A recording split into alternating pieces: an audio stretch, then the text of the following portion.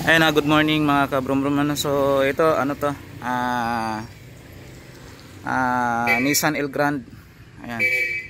Mitsubishi Dion, Toyota Corolla Big Body, Space Wagon, tsaka Space Gear. Ayan.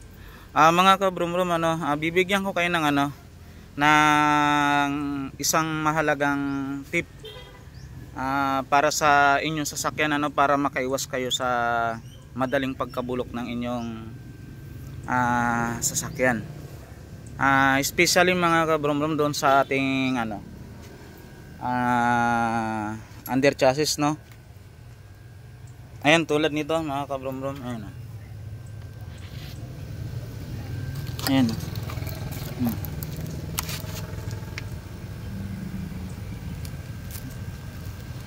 Yan, yan, chassis yan ng Space Gear. Yan, bulok na. So magmula dito hanggang doon. Ayan. Pati dito sa may ilalim ng battery. Yan yung mga binulok niya mga kabrum-brum na parte ng sasakyan, At yung nagbulok na yun mga kabrum-brum, ang sala rin nun is tubig.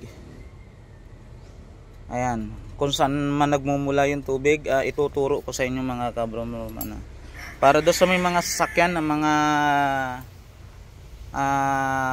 may mga water reservoir, ayan.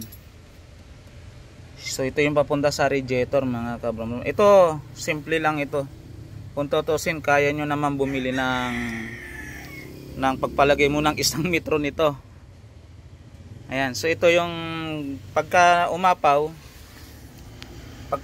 galing sa radiator, dito sumusulak yan mga kabrum-brum, pagka over yung bigay nyo ng tubig doon sa radiator, dito sa water reservoir. Ayan, kung may mapapansin nyo, merong merong tinatawag na na water level, ito meron nakalagay dito na low at saka dito full. Ayan, so ibig sabihin mga kabrum-brum, dapat hanggang dito lang yung lagay ninyo ng tubig. Pag sumobra dito, aapaw yun. Akala nyo bumubulwak na yung radiator nyo.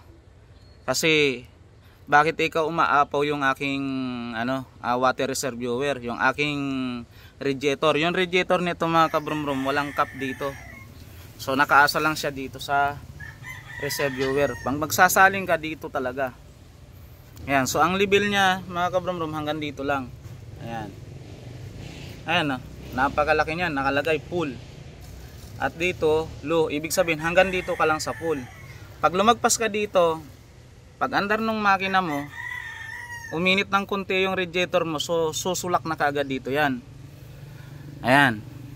Ngayon, ito pinakamahalaga sa lahat mga kabrum-brum, itong itong hose nya, kung mapapansin nyo, maiksi lang. So diyan nakakabit yung reservoir nya. So hanggang doon, ayan, mapapansin mo yung butas yun, ito mga kabrum, kakapain ko para makita nyo. Ayan, ayan, butas yan.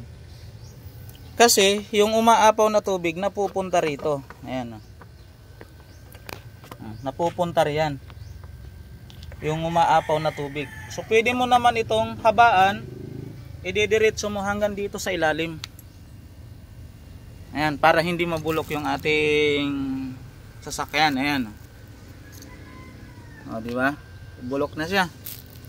Ang pinagmulan niyan is simple lang. Nagtipid tayo ng hose. Mura lang to mga kabrum-brum, siguro wala pang 100 ito. Samantalang pag magpagawa tayo nito, libo-libo yan mga kabrum-brum. Ayan, superwish yung aabutin, malaki. Dahil lang sa isang maiksing hose. Ayan, sana nakatulong mga kabrum-brum ito sa inyo, itong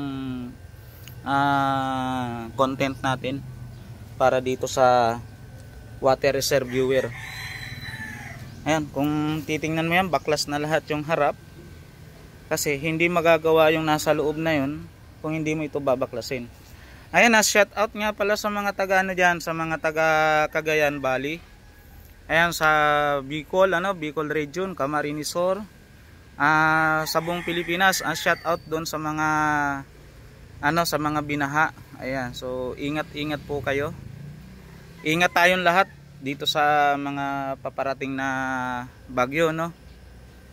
Ayan, so sana makatulong itong konting idea natin, no, ating tungkol dito. So yun, paki-like, share and subscribe po yung ating YouTube channel. Ayan, so maraming salamat.